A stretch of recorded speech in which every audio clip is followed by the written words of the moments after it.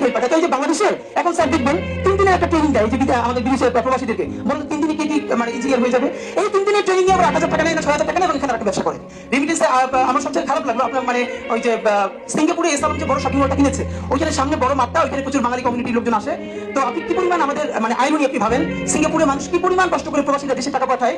সে দেখতেছে যে এই প্রবাসীরা যে টাকা পাঠায় সেই টাকাই তো লুটপাট হয়েছে। সেই লুটপাট করে বাংলাদেশের ব্যবসায়ী নামে এই বদমাইশেরা সেখানে এত বিরাট সিঙ্গাপুরে শপিং মল কিনে ফেলছে, কিন্তু এই শপিং মলে তো তার অ্যাক্সেস নাই, ওটা অনেক দামি শপিং মল। মানে তার পয়সা বাংলাদেশে পাঠায়, বাংলাদেশ থেকে চুরি করে নিয়ে এরকম সেখানে মানে শপিং মল হচ্ছে। তো আমরা বলে আমাদের রেমিটেন্সের যে খাতটা প্রবাসীদেরকে তিনি যে মানে প্রচুর মানুষ বলে ইন্ডিয়ান একটা লেবার পর্যন্ত বাংলাদেশের চেয়ে 1 লাখ টাকা বেতন বেশি পায় পাশের দেশ। অন্যান্য সব দেশ নেপালিয়ানরা পায়, ভুটানের লোকজন পায়, বাংলাদেশ কেন পায় না? কারণ বাংলাদেশের যে লোকটা যায় সে যায় শুধু এই যে ঘর মোছার জন্য, ভ্যাকুম ক্লিনার দিয়ে কার্পেট পরিষ্কার করার জন্য। ইন্ডিয়া যেটা পাঠায় সে মিনিমাম ওয়েল্ডিং এর কাজ শিখিয়ে পাঠায়।